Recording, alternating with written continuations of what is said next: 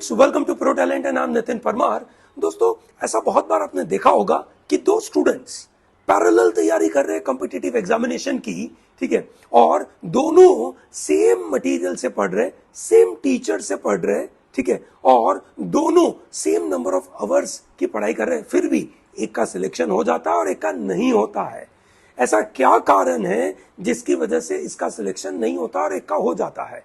दोस्तों, कभी कभार हम इसको नाम दे देते हैं लक का, पर मेरा ऐसा मानना है कि लक इज यू कैन से integrated effort of you can से लर्निंग। अगर आप सही तरीके से एफर्ट लगाते हैं लर्निंग में, there is a high chance कि आप अपने आप को सक्सेसफुल पाएंगे। आज मैं आपके सामने ऐसी 5 महत्वपूर्ण लर्निंग टेक्निक के बारे में बात करूंगा जिसके द्वारा आप अपनी पढ़ाई में एक सुपर चार्जअप का डेवलपमेंट कर सकते हैं, ठीक है, बहुत बड़ा इंप्रूवमेंट आ सकता है, ठीक है। आप जो भी पढ़ाई कर रहे हैं उसको आप अपने कंट्रोल में लेके आ सकते हैं। तो दोस्तों, आज उन 5 टेक्निक्स के बारे में बात करेंगे।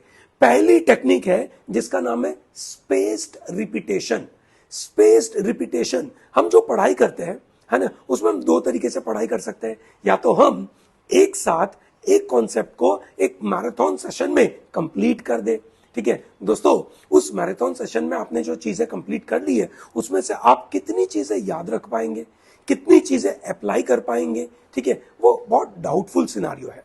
दोस्तों, एक एग्जांपल मैं देता हूं कि अगर आप एक वीकेंड से बिंज वॉच करते हैं, नेटफ्लिक्स या अमेजॉन प्राइम का कोई सीरीज देखते हो, एक साथ 8 या 9 एपिसोड आपने कंटिन्यूअस एक दिन में देख लिए, और मैं अगर आपको 10 या 15 दिन के बाद उसके बारे में अगर आपसे कुछ 10-15 सवाल पूछूं, तो मेरा ऐसा मानना है कि आप शायद उसमें से 2 या 3 क्वेश्चंस के ही ढंग से आंसर दे पाए। बाकी आपके ब्रेन को उसको प्रोसेस करना, उसको कैटेगराइज करना, उसको एनालाइज करना, क्रिटिकली इवेल्युएट करना, उन सब के लिए आपके ब्रेन के पास इनफ टाइम नहीं है, ठीक है। So therefore you are not able to bring out good amount of result out of it. And that exactly the same thing happens in our preparation for any competitive exam. So therefore, it is always advisable that you provide spaced repetition. For example, let us say you are learning a math ka concept called permutation and combination, or linear equation, or quadratic equations, or you are studying, let's say, legal reasoning, or you are applying current affair ka knowledge. Then the important part is आप अपने पढ़ाई को space out करिए, ठीक है। जहां पे आपको एक टॉपिक के अंदर 8 घंटे लगाने हैं, आप उसको 2-2 घंटे के 4 दिन में डिवाइड करिए। वो 4 दिन 7 दिनों में, दैट इज एक हफ्ते में डिवाइडेड हो। Possibly that will be very useful to you with respect to learning, recalling, application of that knowledge, ठीक है। So that is spaced repetition, ठीक है, number 1। Number 2, interleaved practice. Interleaved practice, wonderful method, ठीक है। Scientifically there are 2 you can say methods available. One is called blocked method, ठीक है, other is called interleaved method. blocked method में आपने concept सीखा और उस कॉन्सेप्ट के साथ आपने एट अ स्ट्रेच बहुत सारे क्वेश्चंस की प्रैक्टिस कर ली, ठीक है। आपने जब बहुत सारे क्वेश्चंस की प्रैक्टिस कर ली, आपको लगा कि यस, मेरा काम हो गया।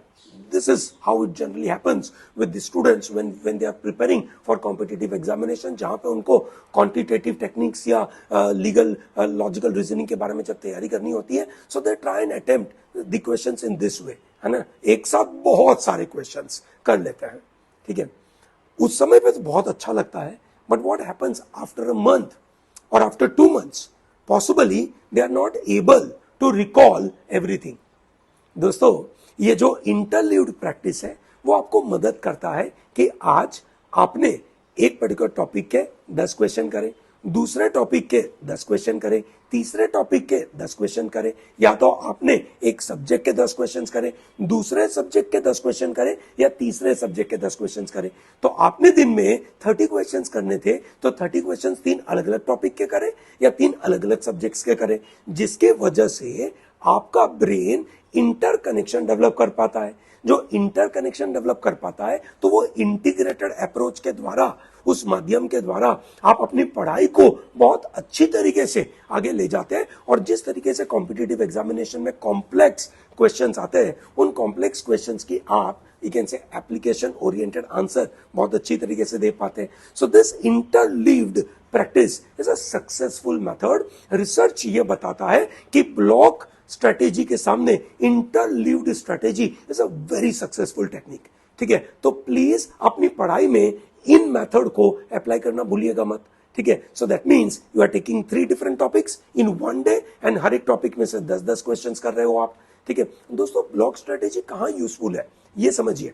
ब्लॉक स्ट्रेटेजी उस जगह पे यूजफुल है जहां पे फॉर एग्जांपल आपको सीखना है कि भाई algebraic expressions a plus b whole square, a plus b whole cube कैसे अप्लाई करना है वो आपको अगर सीखना है, या आपको कैलकुलेशन टेक्निक सीखनी है. ठीक है, या आपको एक पर्टिकुलर टॉपिक के कुछ कॉन्सेप्ट्स रट्टे मारने हैं. ठीक है, तो आप ब्लॉक स्ट्रेटेजी अप्लाई कर सकते हो, क्योंकि उसके अंदर आप कंटिन्यूअस प्रैक्टिस करोगे. एक समय की प्रैक्टिस के बाद ही आप उसको एक अच्छी तरीके से आत्मसात कर पाएंगे.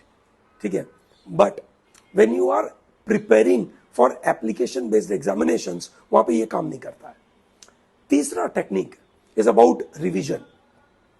दोस्तों रिवीजन आई एम श्योर सब लोगों को पता है कि बहुत इंपॉर्टेंट होता है.